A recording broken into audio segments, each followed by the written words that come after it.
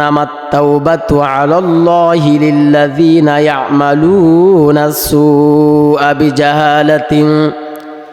বিজাহালাতিন সুম্মা ইয়াতুবুনা মিন করিবিন ফাউলাইকা ইয়াতুবুল্লাহু আলাইহিম ওয়া কানাল্লাহু আলিমান হাকীমা। আল্লাহ রাব্বুল আলামিন বলেন, নিশ্চয়ই আমি ওই সমস্ত মানুষের তওবা কবুল করব যারা গুনাহর পর আমার কাছে ইস্তিগফার পড়বে, তওবা করবে, আমি তাদের তওবা কবুল করব। ওয়া কানাল্লাহু আলিমান হাকীমা। আর আল্লাহ তাআলা বলেন, আমি হলাম সর্বজ্ঞ এবং প্রজ্ঞাময়। আল্লাহ তাআলা কাদের তওবা কবুল করবেন না? এরপরে আয়াতে আল্লাহ তাআলা বলেন, ওয়ালাইসাতিত তাওবাতু লিল্লাযীনা ইয়া'মালুনাস সাইয়্যাত হাত্তা ইযা হাদারা আহাদাহুমুল মাউত। আল্লাহ রাব্বুল আলামিন বলেন, আমি তাদের তওবা কবুল করব না যারা গুনাহ করতে করতে করতে করতে সে অনুতপ্ত হয় না, গুনার জন্য সে আল্লাহর কাছে তওবা করতে বিলম্ব করে, আল্লাহর কাছে তওবা করে না। ওয়ালাইসাতিত তাওবাতু লিল্লাযীনা ইয়া'মালুনাস সাইয়্যাত হাত্তা ইযা হাদারা আহাদাহুমুল মাউত। আর এই অবস্থায় তার মৃত্যু উপস্থিত হয়ে যায়, সে তওবা করে না। হাত্তা ইযা হাদারা আহাদাহুমুল মাউত, তাদের তওবা কবুল করা হবে না। ক্বালা ইন্নী তুবতুল আনা ওয়ালাল্লাযীনা ইয়ামুতুনা ওয়া হুম কুফার। আর যে কুফর অবস্থায় মৃত্যুবরণ করবে তার তওবা কবুল করা হবে না। তাহলে মৃত্যুর আগেই আমাদেরকে তওবা করতে হবে। আল্লাহর নবী বলেন, ইন্নাল্লাহা ইয়াকবালুত তাওবাতা আবদি মা লাম ইগরগির। ততক্ষণ পর্যন্ত তোমার তওবা কবুল হবে যতক্ষণ পর্যন্ত তোমার মালাকুল মউতের সাথে সাক্ষাৎ না হবে, যখন মৃত্যুর ঘরঘরানি শুরু না হবে ততক্ষণ পর্যন্ত তোমার তওবা কবুল করা হবে। এই জন্য আল্লাহ তাআলার কাছে আমরা গুনাহগার, আমরা সমস্ত মানুষই গুনাহগার। আল্লাহর নবী বলেন, কুল্লু বানি আদামা খাত্তাউন ওয়া খায়রুল খাত্তাইনাত তাওয়াবুন। আল্লাহর নবী বলেন, সমস্ত বনি আদম গুনাহগার, তাদের মধ্যে তারাই হলো উত্তম যারা গুনাহর পর আল্লাহর কাছে তওবা করে। এই জন্য মানুষ গুনাহগার, সমস্ত গুনাহগার, এই মানুষ গুনাহগার তারা হলো উত্তম যারা গুনাহর পর তওবা করে। এই তওবা করলে আল্লাহ তাআলা খুশি হয়ে যান। একটা মানুষ যখন পথভ্রষ্ট হয়ে যায়, আল্লাহ তাআলা এই লোকটার দিকে তাকায় থাকেন, যখন কখন আল্লাহর কাছে মাপ চায়, যখন আল্লাহর কাছে মাপ চায় তখন আল্লাহ তাআলা তার গুনাহ খাতাকে মাফ করে দেন। এই জন্য আমরা গুনাহগার, গুনাহ হয়ে গেলে আল্লাহর কাছে মাপ চাওয়া, এই গুনাহগার ওই গুনাহ হয়ে গেলে আল্লাহর কাছে মাপ চাওয়া। আল্লাহর নবী বলেন, তোমরা যে গুনাহ করেছো যখন তওবা করবা, আল্লাহর রাসূল বলেন, আত্তাইবু মিনাজ যামবি কামান লা যামবা লাহু। যখন তুমি অন্যায় করবা, গুনাহ করবা, এমনভাবে তুমি নিষ্পাপ হয়ে যাইবা যখন তওবা করবা। আত্তাইবু মিনাজ যামবি কামান লা যামবা লাহু, তুমি যখন তওবা করবা যেমন এই ব্যক্তিটা এমন হয়ে গেল তার আমল নামায় যেন কোনো গুনাহ নাই। যে আয়াত তেলাওয়াত করছে আল্লাহ তাআলা বলতেছেন, কুল ইয়া ইবাদিয়াল্লাযীনা আসরাফু। আল্লাহ নবীকে আল্লাহ তাআলা উদ্দেশ্য করে বলেন, ও পয়গম্বর আপনি বলুন, কুল ইয়া ইবাদিয়াল্লাযীনা আসরাফু, আমার বান্দাদেরকে জানাইয়া দেন, কুল ইয়া ইবাদিয়াল্লাযীনা আসরাফু আলা আনফুসিহিম, যারা নিজেদের উপর নফসের উপরে জুলুম করছো, অন্যায় করেছো, গুনাহ করেছো, লা তাকুনাতু মির রাহমাতিল্লাহ। আল্লাহ তাআলা জানাইয়া দেন, তোমরা আমার রহমত থেকে নিরাশ হইও না, এ রহমত থেকে নিরাশ হইও না। ইন্নাল্লাহা ইয়াগফিরুয যুনুবা জামিআ। আল্লাহ তাআলা বলেন, আমি নিশ্চয়ই আমি ক্ষমা করনেওয়ালা, আমি ক্ষমা করে দেই। ইন্নাহু হুয়াল গফুরুর রহিম। আল্লাহ তাআলা বলেন, আমি হলাম দয়ালু এবং ক্ষমাশীল। এই জন্য আল্লাহ তাআলার কাছে ক্ষমা চাওয়া, গুনাহ হয়ে গেলে আল্লাহ তাআলার কাছে ক্ষমা চাওয়া। আমরা মনে করি আল্লাহ তাআলা কি এমন গুনাহ কি মাফ করবেন কিনা? একটা মানুষ নামাজ পড়ে না, রোজা রাখে না, হজ করে না, তা সে মনে করে আমি যেন আজকে নামাজ পড়ি নাই। তাকে যদি বলা হয় জোহরের নামাজটা পড়ো, কয় দিনে শুরু হয় ফজর দিয়া, ফজর যেহেতু পড়তে পারি নাই এখন জোহর পড়বো না, আগামী শুক্রবার থেকে ফজর থেকে শুরু করব, এরকমভাবে তারিখ করা হয়। আর যদি বলা হয় রোজা রাখো, যখন রোজার মাস আসে 10টা রোজা রাখতে পারি নাই, তাহলে বাকি রোজা রাখা দরকার নাই, আগামী বছর ইনশাল্লাহ নিয়ত করলাম পুরা রোজাগুলা রাখবো। এইভাবে আমরা নৈরাশ হয়ে যাই যে 10টা রোজা রাখতে পারে নাই, এই জন্য কি আল্লাহ তাআলা মাপ দেবেন, বাকি 20টা রাখবো না। আমি 1 ওয়াক্ত নামাজ পড়তে পারি নাই, বাকি 4 ওয়াক্ত নামাজ আমরা আদায় করি না। কেন করি না? মনে করি বাকি রোজা বাকি নামাজগুলো আল্লাহ তাআলা কবুল করবেন না। আল্লাহ তাআলা জানাইয়া দেন তোমরা আমার রহমত থেকে তোমরা নৈরাশ হও না, তোমরা গুনাহ করেছ, আমার রহমত থেকে তোমরা নৈরাশ হও না। ইয়া আল্লাহ তাআলা কেমন গুনাহ মাফ করেন। আল্লাহ নবী সাল্লাল্লাহু আলাইহি ওয়াসাল্লামের সাহাবী হযরত ওমর রাদিয়াল্লাহু তাআলা আনহু আল্লাহর রাসূলের দরবারে যাইবেন, রাস্তার মধ্যে দেখেন একটা যুবক কান্নাকাটি করতেছে। ওমর রাদিয়াল্লাহু তাআলা আনহু এই লোকটাকে দেখিয়া ওমর রাদিয়াল্লাহু তাআলা আনহু তার কান্না দেখিয়া ওমর রাদিয়াল্লাহু তাআলা আনহু জিজ্ঞাসা করলেন, ও ভাই তুমি কেন কান্না করো? বলে আমি এমন অপরাধ করেছি, এই অপরাধের ক্ষমা হয়তো আল্লাহ তাআলা দিবেন না, এই জন্য আল্লাহ তাআলার কাছে মাপ চাইতেছি, আল্লাহ তাআলা হয়তো আমাকে মাপ দিবেন না, এই জন্য কান্নাকাটি করতেছি। হযরত ওমর রাদিয়াল্লাহু তাআলা বলেন, তুমি কি গুনাহ করেছো? কই আমার গুনার যে বিবরণ, আমার এই গুনাহটা অনেক মারাত্মক গুনাহ, আল্লাহ রাসূলের দরবারে আমাকে নিয়ে যান, আমার যেই গুনার জন্য আল্লাহ তাআলার কাছে কোনো মাপ চাওয়ার কোনো ফায়দা কোনো সিস্টেম আছে কিনা। ওমর রাদিয়াল্লাহু তাআলা আনহু আল্লাহর নবীর দরবারে গিয়া ওমর রাদিয়াল্লাহু তাআলা আনহু চোখের পানি দেখিয়া আল্লাহর নবী জিজ্ঞাসা করলেন, ও ওমর কিসে তোমাকে কান্না করায়? তোমার চোখে পানি কেন? তুমি কান্না করে কেন? ওমর রাদিয়াল্লাহু তাআলা আনহু বললেন, পয়গম্বর আপনার একজন যুবক সাহাবী, সে এমনভাবে কান্নাকাটি করতেছে, এমন গুনাহ করেছে, এই জন্য সে কান্নাকাটি করতেছে। আল্লাহর রাসূল বলেন, এই সাহাবীকে আমার দরবারে নিয়ে আসো। বলতেছে, ও যুবক তুমি কেন কান্নাকাটি করতেছ? বলে আমি এমন গুনাহ করেছি, আল্লাহ তাআলা হয়তো মাপ দিবেন না। আল্লাহ রাসূল বলেন, আল্লাহ তাআলা তোমার গুনাহ মাফ করবেন। তুমি কেমন গুনাহ করেছ? তুমি কি আল্লাহর সাথে শিরিক করছো কিনা? প্রথম বলতেছে, তুমি আল্লাহ তাআলার দয়া থেকে তোমার গুনাহ বড় নাকি? আমার মনে হয় আল্লাহ তাআলার দয়া থেকেও আমার গুনাহ বড়। বলে আল্লাহ তাআলা যে আরশ আছে, আরশ এসে তোমার গুনাহ বড় নাকি? এই যুবক বলতেছে, ও পয়গম্বর আমার মনে হয় আমার গুনাহ আল্লাহ তাআলার আরশে আজিম থেকেও মনে হয় বড়। এমন ভাবে সে কান্নাকাটি করতেছে। আল্লাহর নবী বলেন, তুমি কি গুনাহ করছো? তুমি কি শিরিক করছো? কারণ শিরিক হলো মারাত্মক গুনাহ। আল্লাহ তাআলা বলেন, ইন্নাশ শিরকা লা যুলমুন আযীম, নিশ্চয়ই জুলুম বড় গুনার মধ্যে বড় গুনাহ, শিরিক হলো মারাত্মক জুলুম। তুমি কি শিরিক করেছো? এই যুবক বলে, না আমি শিরিক করি নাই।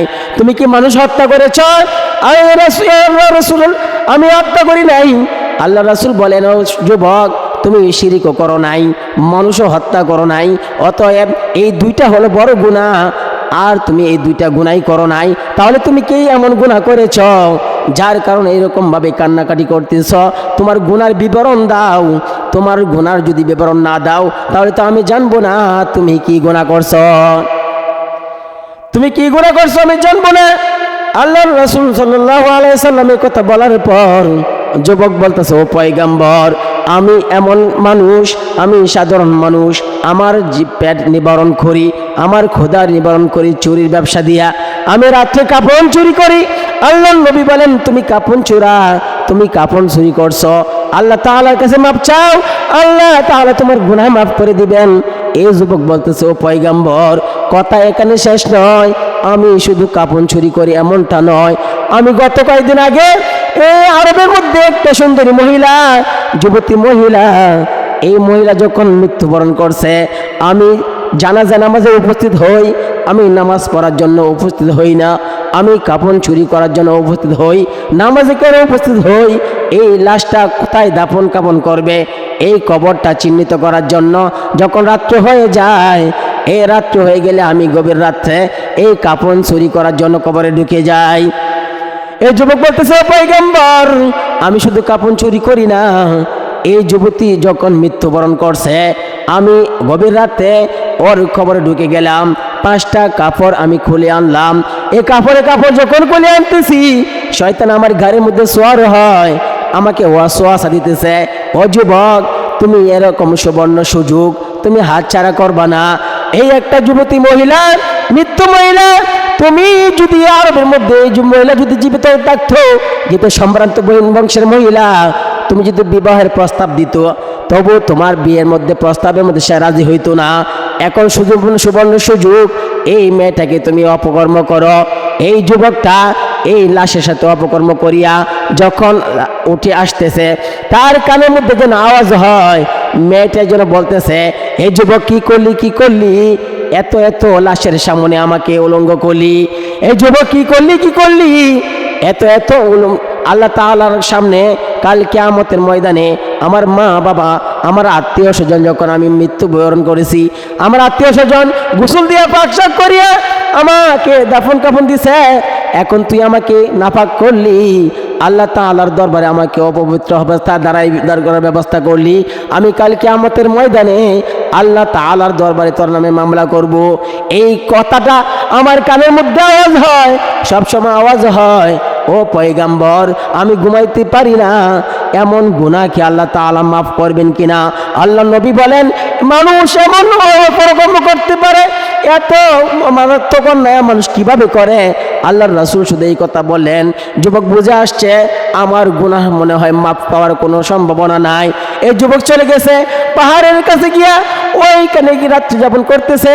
আর যখন রাত্রি হয়ে যায়, রাত্রি হয়ে গেলে সেই কান্নাকাটি করে, কারণ কিছু মানুষ আছে তারা দিনেও ইবাদত করে, রাত্রি যখন গভীর হয়ে যায় আল্লাহ তাআলা বলেন, ওয়াবিলাসহারি হুম ইস্তাগফিরুন, যখন রাত্রি হয়ে যায় আল্লাহর কাছে মাপ চায়। আল্লাহ তাআলাও বলেন এমন আছে, আল্লাহ তাআলা বলেন এমন একটা সময় আছে সব সময় মানুষ আল্লাহকে ডাকে, আর আল্লাহ তাআলাও এমন একটা সময় আছে শেষ আসমানে আসিয়া আমাদেরকে ডাকতে থাকে। আল্লাহ তাআলা ডাকে, কে আছো না ফরমান, কে আছো ক্ষমা চাওয়ালা, আমার কাছে মাপ চাও আমি মাফ করে দিব। কে আছো রিজিক অন্বেষণওয়ালা, কে আছে রিজিক চাওয়ালা, আমার কাছে রিজিক চাও আমি তোমাদেরকে রিজিক দিয়া দিব। কারো কোনো সমস্যা আছে কি না আমার কাছে চাও। এই জন্য কবি বলেন, অতিও গভীর হয় রজনী যখন, নীরবে প্রভুর নাম জপিও তখন। অতিও গভীর হয় রজনী যখন, নীরবে প্রভুর নাম জপিও তখন।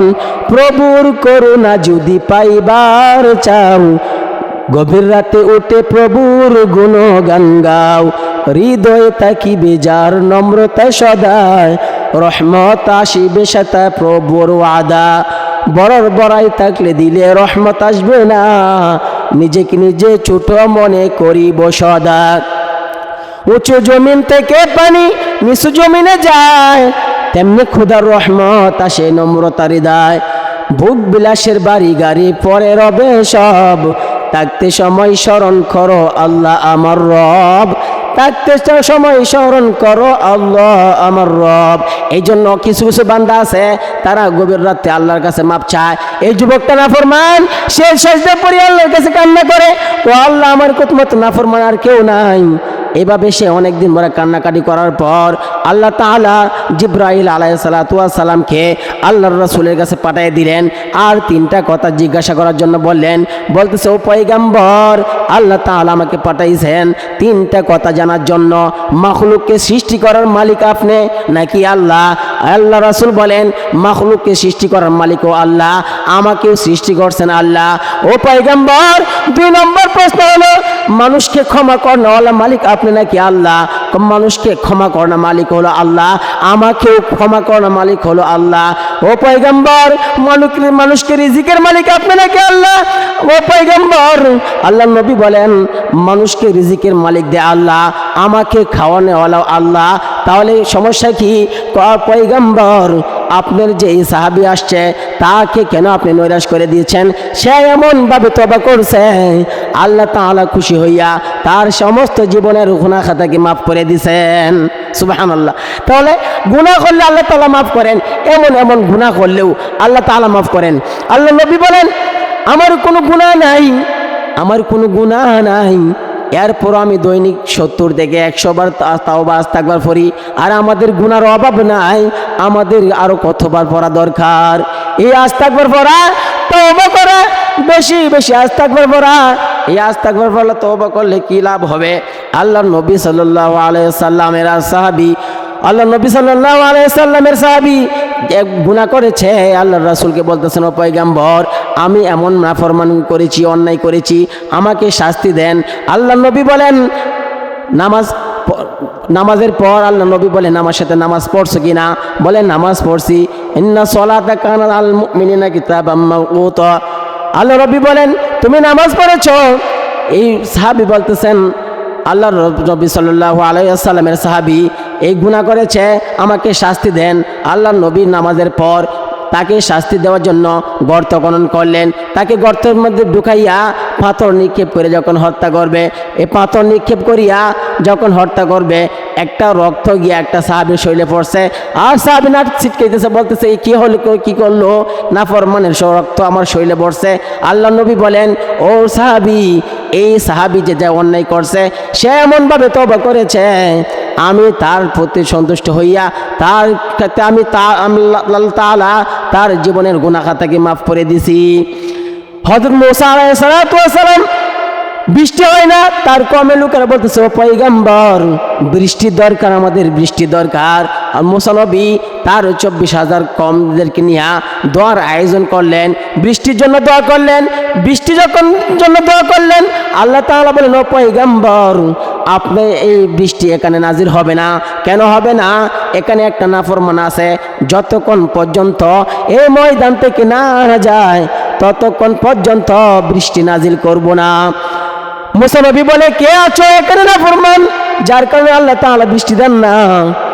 এখান থেকে ভেগে যাও, আর যদি উঠে না যাও তাহলে আমি কিন্তু তোমার নাম ঠিকানা সহ তোমাকে এখান থেকে ঘাড় ধরে তুলে ফেলবো। এইভাবে ঘোষণা দেওয়ার পর যে নাফরমান, সে চিন্তা করতেছে, আমি যদি এখান থেকে উঠে যাই সবাই আমার দিকে তাকায়া থাকবে, সবাই আমার দিকে তাকায়া থাকবে, সবাই মজলিসে মধ্যে বসা। যদি বলা হয় এখানে একজন গুনাহগার আছে, এখান থেকে উঠে যান, এখন যদি উঠে যায় বাকি সবাই তাকায় থাকবে, এই লোকটাই গুনাহ করছে, এই লোকটাই গুনাহ করছে। তাহলে এখন যদি কান্নাকাটি করে, এই লোকটাই সবাই তাকায় থাকবে যে এই লোকটাই মানে গুনাহগার, এই জন্য কান্নাকাটি করতেছে। এখন উঠে যাইতে পারে না, কান্নাকাটি করতে পারে না, বলতেছে, ও মনে মনে আল্লাহর কাছে বলতেছে, আল্লাহ, আমি যদি উঠে যাই, আমি এতদিন গুনাহ করছি, আপনি আমাকে রহমত দিয়া ডাকে রাখছেন, ও আল্লাহ, আমাকে বেইজ্জতি করবেন না, আমি যে গুনাহ করছি আর জীবনে গুনাহ করব না। এই যে যখন তওবা করছে, আল্লাহ তাআলা সঙ্গে সঙ্গে বৃষ্টি নাজিল করে দিয়েছেন। মুসা নবী বলেন, ও আল্লাহ, আপনি তো বলছেন এখানে নাফরমান আছে, নাফরমান যতক্ষণ পর্যন্ত এই ময়দান ত্যাগ না করে আপনি বৃষ্টি দিবেন না। এখন তো কেউ এখান থেকে বেগে যায় নাই। আল্লাহ তাআলা বলেন, ও মুসা পয়গম্বর, আমি যার কারণে বলছিলাম বৃষ্টি দিব না, আমি তার কারণেই আবার বৃষ্টি দিয়া দিলাম। মুসা নবী বলেন, ও পয়গম্বর, আপনার হিকমত বুঝলাম না, আপনি যার কারণে বৃষ্টি নাজিল করবেন না তার কারণে কেন আপনি বৃষ্টি দিয়া দিলেন? আল্লাহ বলেন, ও মুসা পয়গম্বর, তার নাফরমানি কারণে আমি রাগান্বিত হইয়া বৃষ্টি বন্ধ করে রাখছিলাম, এখন সে এমনভাবে তওবা করেছে, আমাকে খুশি করছে, এই জন্য রহমতের বৃষ্টি দিয়ে আমি তাদেরকে ভরপুর করে দিলাম। আল্লাহ তাআলা এর জন্য বলেন, ফাকুল তুস্তাগফিরু রাব্বাকুম ইন্নাহু কানা গফফারা। যারা বেশি বেশি ইস্তিগফার করবে, এক নাম্বার তাদের পুরস্কার, ফাকুল তুস্তাগফিরু রাব্বাকুম ইন্নাহু কানা গফফারা, তার গুনাহ খাতাকে মাফ করে দেওয়া হবে। দুই নাম্বার পুরস্কার, ইরসিলিস সামাআ আলাইকুম মিদরারা, এবং দুই নাম্বার পুরস্কার, আল্লাহ তাআলা আসমান থেকে মুষলধারে বৃষ্টি নাজিল করবেন, রহমতের বৃষ্টি নাজিল করবেন। তিন নাম্বার, ইরসিলিস সামাআ আলাইকুম মিদরারা ওয়া ইমদিদুকুম বিআমওয়াল, এবং যদি সম্পদের ঘাটতি থাকে আল্লাহ তাআলা সম্পদ দিয়া দিবেন, আমওয়াল ওয়া বানিন, এবং যদি সন্তানের প্রয়োজন হয় মাজারে যাওয়ার দরকার নাই, বেশি বেশি ইস্তিগফারের আমল করবেন, আল্লাহ তাআলা নেককার সন্তান দিয়া দিবেন। ইয়া মুআলি ওয়া বানিন ওয়াজআল লাকুম জান্নাত। আল্লাহ রাসূল আল্লাহ তাআলা বলেন যে আর বেশি বেশি ইস্তিগফার করার কারণে ওয়াইমদিদকুম বিআমওয়ালি ওয়া বানিন ওয়াজআল লাকুম জান্নাত, আল্লাহ তাআলার পক্ষ থেকে তাকে জান্নাত দেওয়া হবে, এমন জান্নাত ওয়াজআল লাকুম আনহার, যার জান্নাতের চতুর্দিকে থাকবে শুধু নহর আর নহর। এমনভাবে বেশি বেশি ইস্তিগফার করা, বেশি বেশি তওবা ইস্তিগফার করা। আল্লাহ নবী গুনাহ ছিল না, তবু দৈনিক 70 থেকে 100 বার ইস্তিগফার পড়ছেন, তওবা করছেন। তাহলে আমাদের তো গুনাহ অভাব নাই, নবীরা গুনাহ করছে না, সমস্ত নবীরা মাসুম, তবে কেন করছেন? উম্মতদেরকে শিক্ষা দেওয়ার জন্য করছেন, উম্মতের জন্য এই আমলটা করে। এই জন্য আমরা বেশি বেশি এই আমল করব, ইস্তিগফারের আমল করব। গুনাহ হয়ে গেলে আল্লাহর কাছে মাপ চাইবো। আল্লাহ তাআলা যে কথাগুলো বললাম এবং শুনলাম প্রত্যেকে আমল করার তৌফিক দান করুন, আমিন। আসসালামু আলাইকুম ওয়া রাহমাতুল্লাহি ওয়া বারাকাতুহু।